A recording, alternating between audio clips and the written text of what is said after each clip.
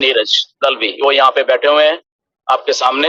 And इसलिए वो आज वो वैसे ही बिहेव कर रहे हैं वो जैसे ऐश चाहते हैं बेसिकली। ओके, नो डाउट बाकी के लीडर भी हैं, नो डाउट उन्होंने चीजें समझे, बट तो वो सीरियसनेस की जो बात आती है, बट कुछ उन लीडर्स ने ऐसा सोचा कि ये तो हमें डिग्रेड करने की कोशिश कर रहा है, ये हमें टोकता रहता है, ये हमें शायद ये काम नहीं करने देना चाहता शायद, इसीलिए हमें टोकता है। तो अब समझदारी सबकी अपनी अपनी, तो इसलिए जस्ट मैं 2023 के स्टार्टिंग में ये सारी चीजें इसलिए बता रहा हूँ क्योंकि कंपनी की थिंकिंग जो है अभी वो इससे भी 10 गुना और बढ़ गई है। जो अब हम बात कर रहे हैं ना कि किस लेवल पे जाके सोचेंगे, किस लेवल पे जाके जो फाउंड, क्योंकि यहाँ पे मिलियंस ऑफ मिलियन क्लाइंट्स आने वाले हैं, मिलियंस ऑफ मिलियंस यूजर आने वाले हैं with in no time.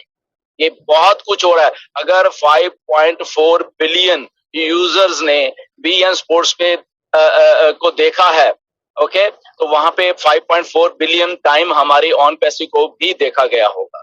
Okay, ये सोचिए, और अगर वो देखा गया होगा उसके जस्ट 10% लगा लीजिए, 5.4 बिलियन का 10% कितना होता है सोच लीजिए, कन्वर्जन रेशो ही की जब हम बात करते हैं। ओके, तो ये बहुत बड़ा कुछ है। 7 तारीख को बहुत कुछ होने वाला है। ओके, कुछ अनाउंसमेंट होगी, कुछ पहली बार कुछ चीज आप देखोगे कि ये क्या हो गया, राइट। तो वो चीजों को हम हजम करने की कोशिश करें। क्यों? क्योंकि हम लोग फाउंडर हैं, और फाउंडर का मिस्टर ऐश ने क्लियरली बोल दिया है, कुछ लोग फाउंडर अगले साल के लिए वो क्वालिफाई ही नहीं करेंगे। उनके पास लिस्ट तैयार है, अभी भी तैयार है, वो जस्ट टाइम देंगे कि शायद वो 1 साल में सुधर जाए वो लोग, ठीक है ना। तो अगले साल में भी वो रिन्यू भी नहीं कर पाएंगे अपनी फाउंडरशिप को, तो गए। सो ये सारी चीजें हमें 2023 में देखनी पड़ेंगी। और 2023 की शुरुआत तो बहुत अच्छी हुई है।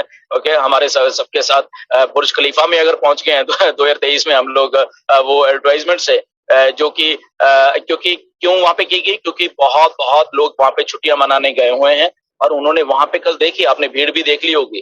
तो वो क्या करेंगे, अब वो सर्च करेंगे। ओके, onpassive.com पे वो सर्च करेंगे तो बात बन गई।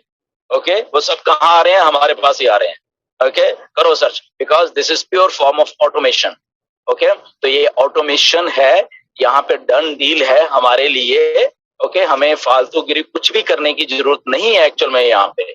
अगर हम दूसरी वे में सोचें तो मिलियंस ऑफ मिलियन जो क्लाइंट्स हैं, यूजर्स हैं, वो ऐसे ही आने वाले हैं, और आने वाले क्या है, कुछ तो आए हुए हैं। ओके, अगर ऐसे मान लो कुछ को साथ ऑलरेडी सब कुछ किया गया है। Okay, it's just a matter of time, वो कब ऐश उनको बीच में ले आते हैं। तो क्या हम सोचते हैं कि मोहम्मद नजाल अगर एमआर में थे तो क्या एमआर हमारे साथ काम नहीं करेगी? क्यों नहीं करेगी? Okay, just think of that.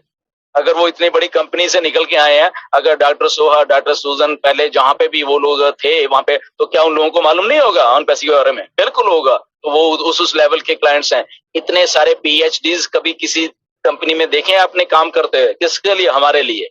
हम आराम से बैठे ना यहाँ पे 2023 में, क्योंकि हमें मालूम है हमने जो करना था वो हमने कर चुके हैं। हमने अपने पोजीशन जो सिक्योर की थी आज से 2-3-4 साल पहले, वो की हुई है हमने, ठीक है ना। तो ये वो चीजें हैं जो एक ऑन पैसिव को इतनी बड़ी कंपनी बना देंगे, जहां पे आई थिंक हमने कभी सोचा मतलब कि हमारा जो लेवल है वो उस लेवल का होने जा रहा है। चाहे वो फाइनेंशियली बोल लो आप, चाहे वो एज हमारा स्टेटस बोल लो, कि हमारा जो स्टेटस ये है वो ये नहीं रहने वाला आज से 1 साल बाद, मैं बता रहा हूँ।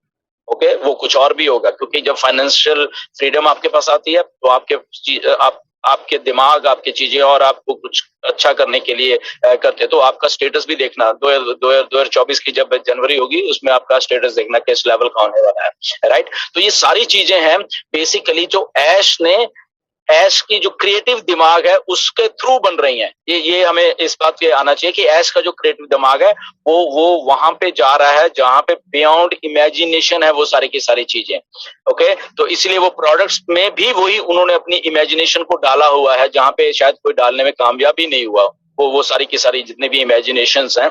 ओके, तो इसीलिए ऑन पैसिव इतनी बड़ी होने वाली है, और उसके साथ लोग इसीलिए जुड़ने वाले हैं आके कि यहाँ पे मतलब कि हमें एक्चुअल में कुछ नहीं करना है। ओवरऑल अगर देखा जाए तो ठीक है, हम अपना थोड़ा एफर्ट से कुछ यूजर्स को ले आते हैं, वो ले आता है। बट अगर हम कहें कि हमने ईमेल मार्केटिंग करनी है, हमने इतने सारे कॉन्टैक्ट इकट्ठे कर लिए हैं लाखों लाखों, अब हम उसको ये करें, अगर हम नहीं करना होता तो हमें ऑटोमेशन की जरूरत क्या थी ऐश को?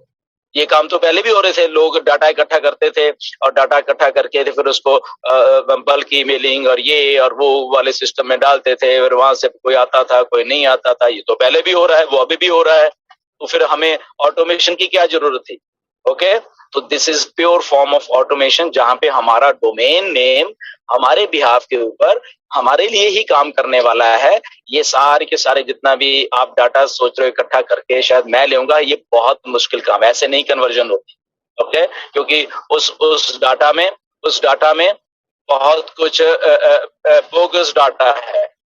ओके, तो बोगस डाटा है, इसीलिए वो उसका कोई फायदा ही नहीं है बेसिकली। तो हम लोग कहाँ काम कर रहे हैं? टारगेटेड ट्रैफिक के ऊपर काम कर रहे हैं, और वो ऑटोमेशन जो है बिल्कुल टारगेटेड ट्रैफिक में ही